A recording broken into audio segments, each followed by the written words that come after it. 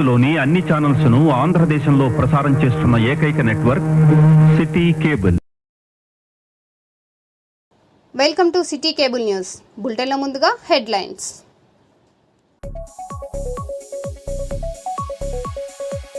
హైదరాబాద్లో రోడ్డెక్కిన ఆటో డ్రైవర్లు, CM down down అంటూ నినాదాలు.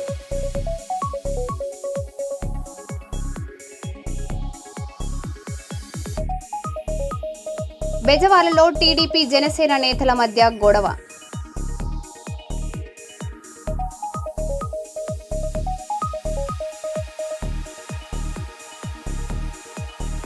ప్రైవేట్ స్పేస్ రంగంలో మైలురాయి, విక్రమ్-1 ప్రయోగానికి సిద్ధం.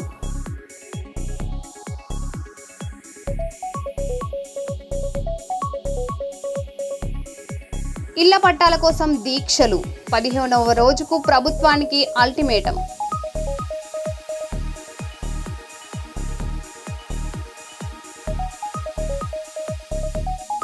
గొర్రెల షెడ్డుపై కుక్కల దాడి, 40 గొర్రెల మృతి, 3.5 లక్షల నష్టం.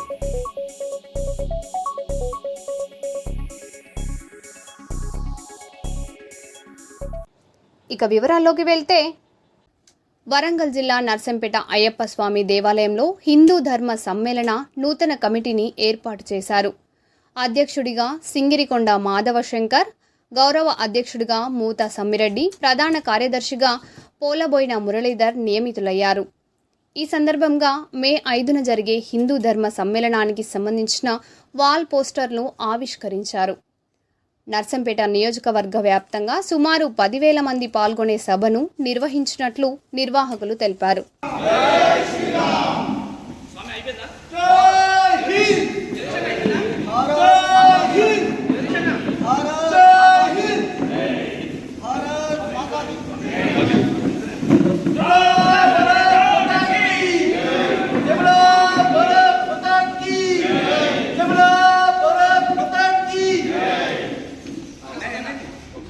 అందరూ చెప్పింది చాలా బాగుంది.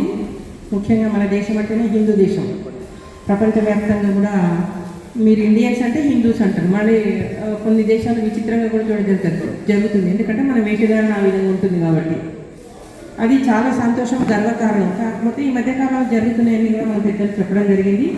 దాన్ని మనము సీరియస్గా తీసుకోవాలి. ఇంకొకటి కమిటీ సభ్యులకైతే ఏంది, ఆర్ఎస్ఎస్ వాళ్ళందరికీ కూడా నేను ఒక చిన్న విన్నపం, అంటే నాది మీ అందరికీ చెప్పేంత స్థాయి నాది కాదని నేను అనుకుంటున్నా. మనము గృహిణి దగ్గర నుంచే దీన్ని ఇంట్రడ్యూస్ చేస్తే బాగుంటుందో ఏమో. ఎందుకంటే ప్రతిదీ కూడా మనము స్టార్టింగ్ స్టేజ్ ఒక కుటుంబం నుంచే మన పద్ధతులు, మన సంస్కృతిని నేర్పించడం ద్వారా మన హిందుత్వం అనేది ఇన్ని రోజులు డెవలప్ అయింది. ఇప్పుడు విద్యా వ్యవస్థ అయితే ఏంటి, సొసైటీలో ఒక మహిళకు ఒక స్థానం ఏర్పడిన దగ్గర నుంచి పని ఒత్తిడిలో ఉండడం వలన కొంతమంది కొన్ని కార్యక్రమాలు చేయలేకపోతున్నారు. దాన్ని స్ట్రిక్ట్లీ అండ్ ఖచ్చితంగా ఇంప్లిమెంట్ చేయాలి అనేది మనలో ఆ భావన రావాల్సిన అవసరం ఉన్నది. దానికి ఈ మధ్య భాగంలో మన హనుమాన్ వాళ్ళంటే చాలా ఇంప్రెస్ అవుతున్నారు. ఈ విధంగా మనం అందరం చేసుకుంటే దీన్ని సాధించడం చాలా ఈజీ అవుతుంది అనుకుంటున్నా. ఇంకొకటి ఏంటంటే, వాళ్ళు ముస్లిమ్స్ అయినా క్రిస్టియన్స్ ఎనీ అదర్ క్యాస్ట్ వాళ్ళకి ఎట్లుంటుంది అంటే, వాళ్ళ టెంపుల్లోకి మనం ఎంటర్ కావాలంటే కూడా మనకు పర్మిషన్ కావాలి. బట్ మన దాంట్లోకి ఎంటర్ ప్రతి ఒక్కరు రావచ్చు, చేసుకోవచ్చు, తీర్థప్రసాదాలు తీసుకోవచ్చు. మనం అక్కడికి వెళ్తే తీర్థప్రసాదాలు ఉండవు. మనం ఎంటర్ అవ్వడానికి దర్గాలకి లోపలికి ఎంటర్ కానియరు. అది మనం గమనించి మన సాంప్రదాయాన్ని మనం గర్వంగా చెప్పుకునే స్థాయి మరి చాలా పెద్దవాళ్ళు ఉన్నారు. మరి మీరే పని చెప్పినా శిరసావహిస్తూ ఒక ఆజ్ఞగా భావించి చేయడానికి నాకు ఈ అవకాశం ఇచ్చినటువంటి వేదిక మీద పెద్దలందరికీ కూడా నేను నాకు ఇచ్చినటువంటి డ్యూటీస్, రెస్పాన్సిబిలిటీస్ తూచా తప్పకుండా పాటిస్తానని హామీ ఇస్తూ సెలవు తీసుకుంటున్నాను. జై హింద్. తెలంగాణలో ఆర్టీసీ కార్మికుడు శంకర్ గౌడ్ మృతి బాధాకరమని ఎమ్మెల్సీ అద్దంకి దయాకర్ అన్నారు. ఈ ఘటనను కేంద్ర మంత్రి బండి సంజయ్ రాజకీయంగా ఉపయోగించుకుంటున్నారని ఆరోపించారు. నర్సంపేటలో ఉద్రిక్తతలకు బండి సంజయ్ కారణమని పేర్కొంటూ, ఒకవైపు బీఆర్ఎస్ నాయకులు కార్మికులను రెచ్చగొడుతుంటే మరోవైపు బీజేపీ నాయకులు శవ రాజకీయాలు చేస్తున్నారని తీవ్ర విమర్శలు గుప్పించారు. కార్మికుడు శంకర్ గౌడ్ మృతి తెలంగాణ ప్రజలకే కాదు, తెలుగు సమాజానికి ఒక బాధాకరమైన అంశం. ఎందుకంటే కార్మిక హక్కుల కోసము లేదంటే ఉద్యోగుల బెనిఫిట్స్ కోసం జరుగుతున్న సమ్మెలో తను ప్రాణాలు కోల్పోవడం అనేది అత్యంత బాధాకరం. కానీ దాన్ని రాజకీయం చేయడానికి బీజేపీ నాయకులు ముఖ్యంగా బండి సంజయ్ చేస్తున్న తీరు హేనీయం. ప్రత్యేకించి శవాల మీద పేలాలు ఏరుకునేలాగా ప్రవర్తించడం అనేది చాలా సిగ్గుచేటు. ఒకవైపు బీఆర్ఎస్ నాయకులు రెచ్చగొట్టే ప్రకటనలు చేసి కార్మికుల యొక్క సెంటిమెంట్ను రగిలించి ఆత్మహత్యలకు పురిగొల్పేటట్టుగా చేస్తుంటే, మరొక వైపు చనిపోయిన కార్మికుల యొక్క మృతదేహాలతో రాజకీయం ఓట్లు ఏరుకోవాలనే ఒక ఆలోచన బీజేపీ చేయడం అనేది సిగ్గుచేటు. ఇక్కడ నర్సంపేటలో ఉద్రిక్తత కారణం ప్రత్యేకించి బండి సంజయ్ అటు వాళ్ళ ప్రెసిడెంట్ని పక్కన పెట్టి వాళ్ళ ముఖ్య నాయకుల్ని పక్కన పెట్టి తను చేస్తున్న శవ రాజకీయం తనకు మరి ఏ విధంగా నచ్చుతుందో తెలియదు. కానీ తెలంగాణ ఉద్యమకారులను తెలంగాణ కార్మికులను అవమానించేటట్టుగా ఉన్నది. అక్కడికి పోతే ఇష్యూ సెన్సిటైజ్ అవుతుంది అని చెప్పి పోలీసులు వారిస్తుంటే మనోడేంటిది కేంద్ర హోంశాఖ మంత్రి, అసలు తను మంత్రి అనేది మర్చిపోయి భావోద్వేగాలను రెచ్చగొట్టడం ద్వారా ఇలా ఇటువైపు ప్రభుత్వం ఏం చేస్తున్నది? మీరు సమ్మెలు చేస్తే ఏ విధంగా చేసిండ్రో బీజేపీ కానీ బీఆర్ఎస్ కానీ చరిత్ర తెలుసు. గతంలో 52 రోజులు చేసినప్పుడు 30 మంది పైచిలకు చనిపోతే బీఆర్ఎస్ ప్రభుత్వం ఏం చేసిందో తెలుసు. బీజేపీ పాలిత ప్రాంతాల్లో ఏ విధంగా కార్మికుల హక్కులను కాలరాస్తుందో తెలుసు.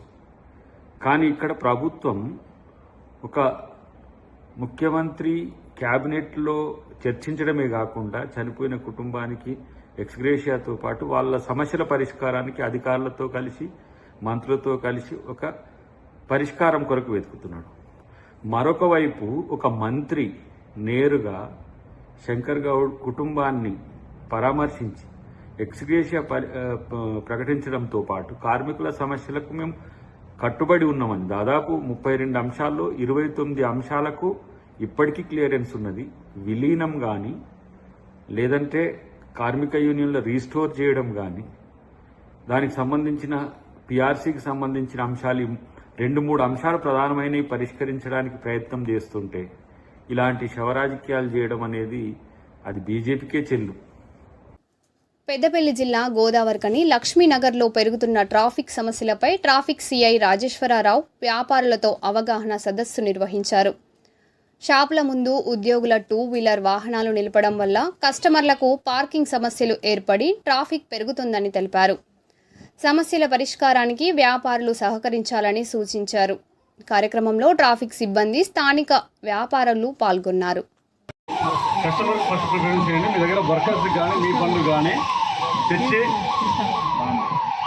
మన పోచమ్మ టెంపుల్ ఉందిగా, పోచమ్మ టెంపుల్ నేను బట్టల షాపులు ఇప్పుడు ఇక్కడ సాగర్ ఇక్కడ పనిచేసే వాళ్ళు సుమంగిలో పనిచేసే వాళ్ళు ఉన్నారు. వీళ్ళ దగ్గర ఒక 10 మంది పనిచేస్తుంటారు. కనీసం ఒక 5-6 బండ్లు ఉంటాయి, అవునా కదా? వీళ్ళ బండ్లు ఇక్కడ పెట్టుకుంటే కస్టమర్ బండి ఇక్కడ పెట్టుకుంటాడు. సో మీ దగ్గర పనిచేసే వాళ్ళు అందరూ అక్కడ పెట్టుకోవాలని చెప్పి కానీ అది ఎప్పుడు పెట్టడం లేదు. మీ ప్లేస్ నుంచి కూడా పెడతలేదు.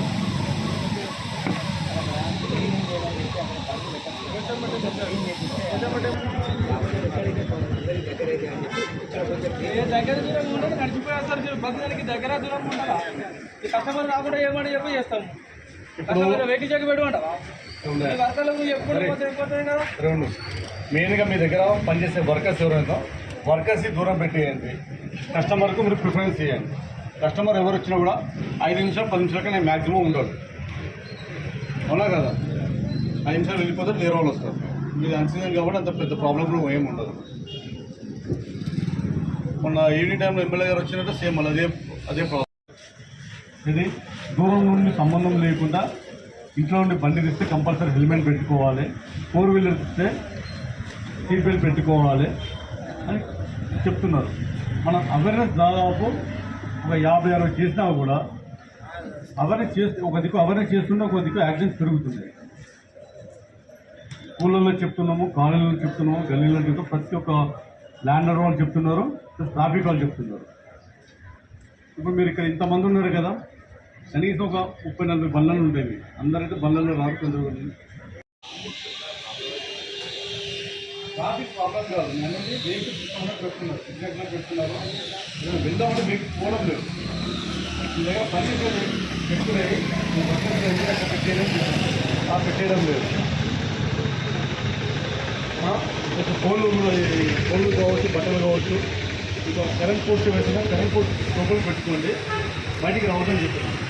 సేమ్ అలా అదే రీతి చేస్తుంది. అలా ఒక్కొక్కరి మీదే తెచ్చారు కదా.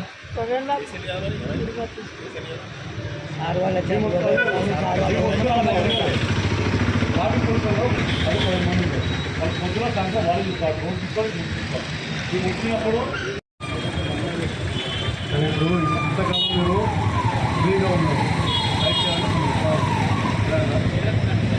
నేను వచ్చిన కొత్తలో జనరల్గా ఆమె 10% ఇది ఉంటే నువ్వు దాన్ని సెట్ చేస్తావు. అది మాకు లేదు, అది వచ్చేది మున్సిపాలిటీ వరకు ఉన్నది. మాకు జనరల్గా ఇల్లీగల్గా ఉంది, పని ఉంది, ఆడ రోడ్డు కరెక్ట్గా ఉందంటే దానిలో మీరు కూడా పని చేస్తాం. ఆడ పెడతాడు, పని చేస్తే ఎక్కడ ఇంకోసారి మీ దగ్గరికి వస్తారా? కస్టమర్ రాడు కదా. మీకు పార్కింగ్ వచ్చేసి కొంచెం ఒకటి ఉంది కదా, కొంచెం అంటే కింద అండర్ గ్రౌండ్ పాత మున్సిపల్ ఆఫీస్ ఉందో అది కొంచెం బాగాలేదు. అది కాంటాక్ట్ ఏరంటే సైన్ పడుతుంది. సో అక్కడ మీరు టెంపరీ ఏదైనా పోస్ట్ మార్క్ పెట్టుకుంటారా ఈ పార్క్ ప్రోడక్ట్ ఉంది కదా, ఇప్పుడు పెట్టిన టెంపరీ తీసుకోవచ్చు. బ్యాక్ సైడ్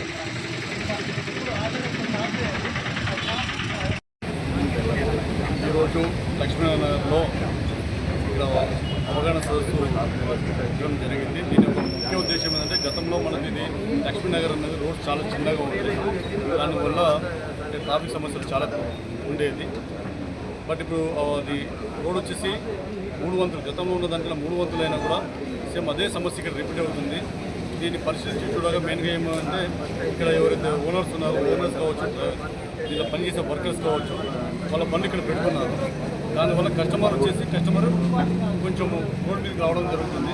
అలాగే ఈ గోల్డ్ షాపులు కావచ్చు, బట్టల షాపులు కావచ్చు, ఇంకా వేరే ఫర్నిచర్ షాప్స్ కావచ్చు, వీళ్ళు ఏంటంటే ఈ కటింగ్ ఏదైతే ఉందో దానికి 3 feet 4 feet ముందుకు రావడం జరుగుతున్నది. ఇలా ఉన్న నిర్మిత ప్లేస్లలో కాకుండా ముందుకు రావడం వల్ల దాదాపు రోడ్డు మీద ఒక 6 to 7 feet ముందుకు జరగడం జరుగుతుంది. దానివల్ల ఇట్లా ఎంక్రోచ్మెంట్ కావద్దు అని అందరూ ఓనర్స్తో ఇక్కడ అవగాహన సదస్సు చెప్పడం జరిగింది. ప్లస్ అలాగే వీళ్ళ దగ్గర పనిచేసే వర్కర్స్ ఎవరైతే ఉన్నారో వర్కర్స్కు స్థలం వచ్చేసి మనకు పోచమ్మ టెంపుల్ మరి ఇక్కడ ఓల్డ్ సింగరేణి బిల్డింగ్స్ ఏవైతే ఉన్నాయో అక్కడ కుళ్ళకొట్టి ఉన్నాయి, అక్కడ వాళ్ళ క్లీన్ చేయిస్తాము, అక్కడ పార్కింగ్ బోర్డు పెడతాము. సో ఇక్కడ పనిచేసే కస్టమర్స్, ఇక్కడ పనిచేసే వర్కర్స్ అందరూ వీళ్ళ వెహికల్స్ అందరికీ అక్కడ నిర్దిష్ట ప్రదేశంలో ఏదైతే పార్కింగ్ చేసి పెడుతున్నామో అక్కడ పెట్టుకోవాలి. కస్టమర్ ఎవరు వచ్చినా కూడా ఒక 5 నిమిషాలు 10 నిమిషాల కన్నా ఎక్కువ ఉండడు. సో కస్టమర్కు మీరు ప్రిఫరెన్స్ వాళ్ళు ఫస్ట్ ఇస్తే వాళ్ళు వచ్చి సాఫీగా వెళ్ళిపోతారు. దానివల్ల ఇక్కడ ట్రాఫిక్ అంతరాయం కలగదని కోరడం వలన ఇది వాళ్ళ యూనియన్ లీడర్స్ ఎవరైతే ఉన్నారో వాళ్ళు ఒక సర్కులర్ పాస్ చేస్తామని చెప్పారు అందరి ఓనర్స్కు. అది పాస్ చేసిన తర్వాత ప్రతి ఒక్కరు రేపటి నుండి అక్కడే పెట్టుకుంటారు. దయచేసి ప్రతి ఒక్కరు ఇంట్లో నుండి బయటికి వెళ్ళేటప్పుడు కంపల్సరీ హెల్మెట్ ధరించాలని కోరుతున్నాము. డిస్టెన్స్తోని సంబంధం లేకుండా కంపల్సరీ 2 వీలర్కి హెల్మెట్ పెట్టుకోవాలి, 4 వీలర్లకు వచ్చేసి సీట్ బెల్ట్ పెట్టుకోవాలని కోరుతున్నాము. తాగి పళ్ళు నడుపుతుంది, ఇది సమ్మర్ కాబట్టి కంపల్సరీ పిల్లలు ఇంట్లో ఉంటారు, వాళ్ళకు బండి ఇవ్వద్దండి. ఎందుకంటే పిల్లలు ఇంట్లో పేరెంట్స్ లేనప్పుడు, తండ్రి లేనప్పుడు తల్లిని బండి అడిగి వెళ్తుంటారు. ఎందుకంటే చాలా యాక్సిడెంట్స్ జరుగుతున్నాయి. ఇన్ని అవగాహన సదస్సులు కల్పించినా కూడా యాక్సిడెంట్స్ అనేది రోజు చాలా పెరుగుతున్నాయి. సో దీన్ని ప్రతి ఒక్కరూ తమ వంతు బాధ్యతగా తీసుకొని అందరు ట్రాఫిక్ రూల్స్ పాటించాలి. సెల్ ఫోన్స్ మాట్లాడుతూ డ్రైవ్ ఎవరు చేయవద్దు.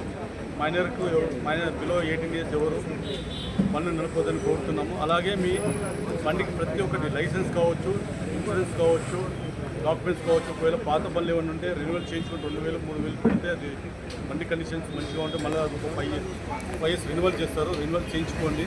18 years క్రాస్ అయిన వాళ్ళు ప్రతి ఒక్కరు లైసెన్స్ తీసుకోండి అనుకుంటాం. Thank you. దేశపు తొలి ప్రైవేట్ ఆర్బిటల్ రాకెట్ విక్రమ్ 1 తదుపరి ప్రయోగానికి సిద్ధమైంది. స్కెరూట్ ఏరోస్పేస్ రూపొందించిన ఈ రాకెట్ను హైదరాబాద్లోని మార్క్స్ క్యూ క్యాంపస్ నుంచి సీఎం రేవంత్ రెడ్డి జెండా ఊపి సతీష్ ధవన్ అంతరిక్ష కేంద్రంకు తరలించనున్నారు. ప్రైవేట్ రంగంలో భారత అంతరిక్ష ప్రయాణానికి ఇది కీలక మైలురాయిలుగా నిపుణులు అభిప్రాయపడుతున్నారు.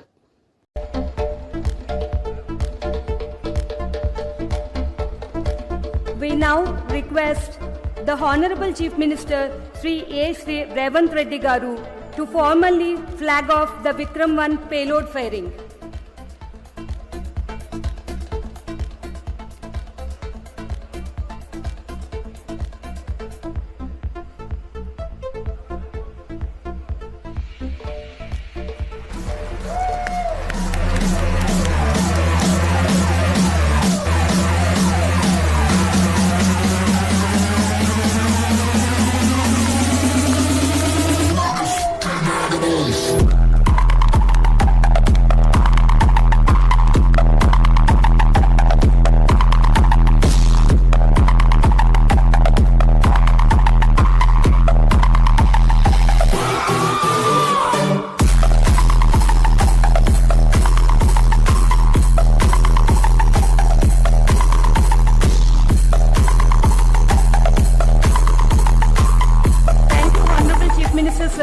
For making this a special moment.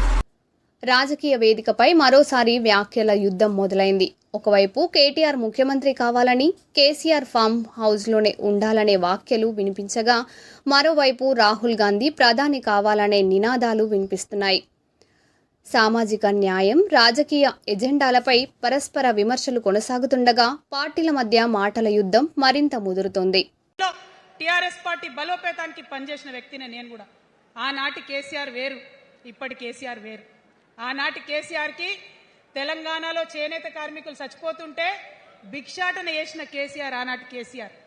ఇయాలటి KCR మారిన మనిషి, మనిషి, మన మనిషి కాదు. ఏమైంది ఇయాలటి కేసీఆర్కి?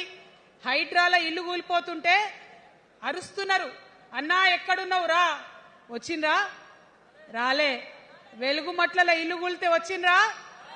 రైతులకు వర్ష బీభత్సమై మొత్తం పొలాలు మునిగిపోతే వచ్చిండ్రా? చేవెళ్ల దగ్గర బస్ యాక్సిడెంట్ అయితే వచ్చిండ్రా? ఎక్కడ చిన్న కష్టం వచ్చినా ప్రజలకు ఆ సారు రారు, ఆ సారు రారు.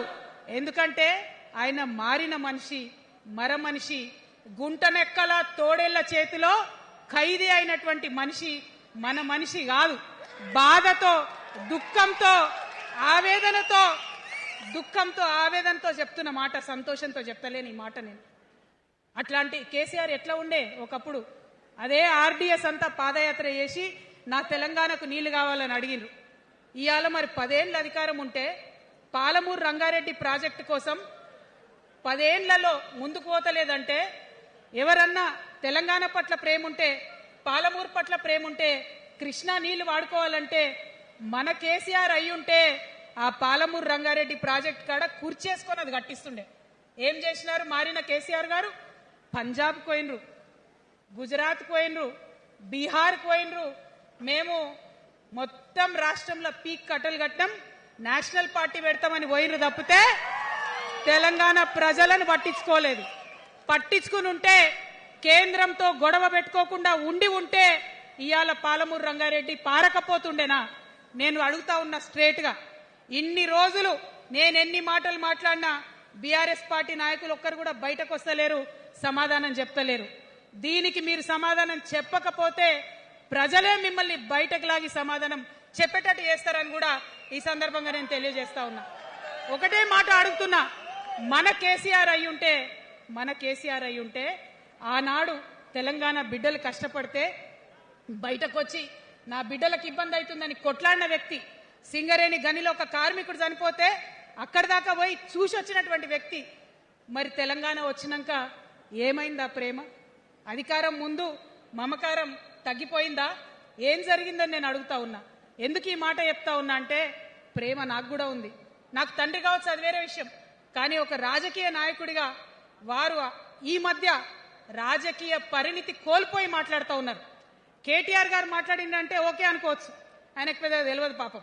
కానీ కేసీఆర్ గారు అనే మాట ఏంటంటే ప్రజలు తప్పు చేసింది. ఓకే, ఒక సెకండ్ నేను ఒప్పుకొని దాన్ని ఒక సెకండ్ అనుకుందాం.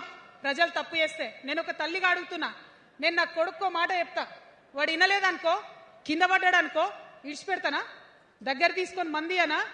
ఓకే, ప్రజలు తప్పు చేసిరు అనుకోండి, మీకు అధికారం ఇవ్వలేదనుకోండి, ఒక కర్కోటకుడి పాలన నడుస్తుంది అలా తెలంగాణలో.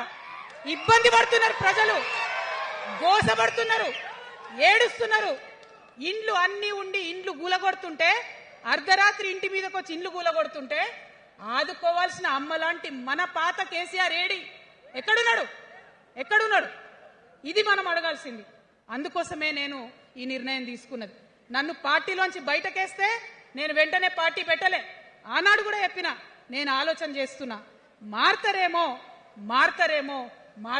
అని చూసిన, పదే వేచి చూసిన. ఇవాళ నన్ను పార్టీలోకి వెళ్ళి సస్పెండ్ చేసి 10 నెలలైంది. నాకు నిజంగా మంచిగానే అయింది. ఎందుకు తెలుసా?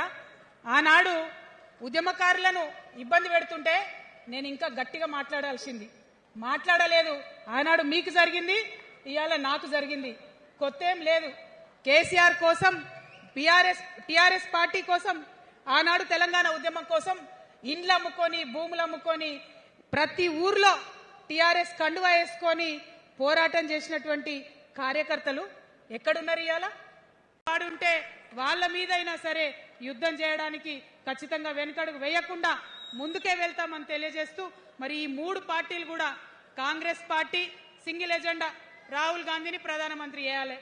BRS party single agenda, farm house లో పెద్దసారి ఉండాలి, చిన్నసారి సీఎం కావాలి. బీజేపీ పార్టీ సింగిల్ ఎజెండా, సామాజిక న్యాయాన్ని కథం పట్టియాలి. కాబట్టి 3 పార్టీల మీద కూడా యుద్ధం చేసేది ఉన్నది.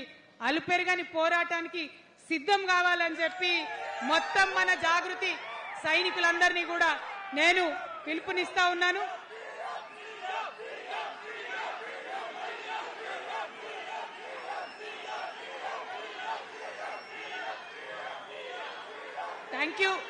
Thank you. తెలంగాణలో ఆర్టీసీ జేఏసీతో ప్రభుత్వ చర్చలు సఫలమయ్యాయి. కార్మికులకు 11% పీఆర్సీ ప్రకటించిన ప్రభుత్వం గుర్తింపు ఎన్నికలు నిర్వహించేందుకు అంగీకరించింది. ఎన్నికల ఏర్పాట్లు చేపట్టాలని యాజమాన్యానికి ఆదేశాలు జారీ చేసింది. దశాబ్దంగా పెండింగ్లో ఉన్న విలీనం అంశంపై కూడా సుదీర్ఘంగా చర్చించి మంత్రులు, అధికారులు, కార్మిక నాయకులతో కమిటీ ఏర్పాటు చేయాలని నిర్ణయించింది. మీరు లేవనెత్తినటువంటి ప్రధానమైనటువంటి అంశాలు ముఖ్యంగా ఆర్టీసీ సంబంధించి, టీజీఆర్టీసీ సంబంధించి గుర్తింపు ఎన్నికలు నిర్వహించుకోవటానికి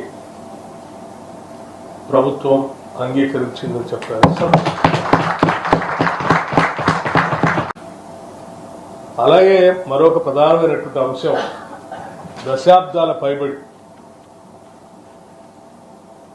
ఆర్టీసీలో పనిచేస్తున్నటువంటి కార్మికులు కోరినటువంటి ప్రధానమైన కోరిక విలీనానికి సంబంధించినటువంటి అంశం. ఈ విలీనానికి సంబంధించినటువంటి అంశంపై కూడా సుదీర్ఘంగా చర్చించిన తర్వాత ఆర్టీసీ విలీన ప్రక్రియకు సంబంధించి అధికారులతో మరియు కార్మిక నాయకులతో కలిపి ఒక అధికారిక కమిటీని ప్రకటించడానికి నిర్ణయించింది. అంశాలను కూడా లోతుగా అధ్యయనం చేసి ఇరుపక్షాలు కూడా ఉన్న పరిస్థితులు అర్థం చేసుకున్న తర్వాత ఈ టీఆర్సీ సంబంధించి 11%కి నిర్ణయం చేయాలి ప్రభుత్వం నిర్ణయించిందని చెప్పడానికి సంతోషిస్తా ఉన్నాను. ప్రకృషంగా చర్చించి సాధ్యమైనంత మేరకు అన్ని అంశాలని పరిష్కరించుకోవడం కోసం ఆర్టీసీ యాజమాన్యాన్ని చొరవ చూపించి వెంటనే ఆ చర్చలు కూడా ప్రారంభించి కార్యాచరణ ముగించవలసిందిగా కూడా ఆర్టీసీ యాజమాన్యాన్ని ప్రభుత్వం ఆదేశిస్తాం. ధన్యవాదాలు. మరే బులెటిన్లో మళ్ళీ కలుద్దాం. Stay tune.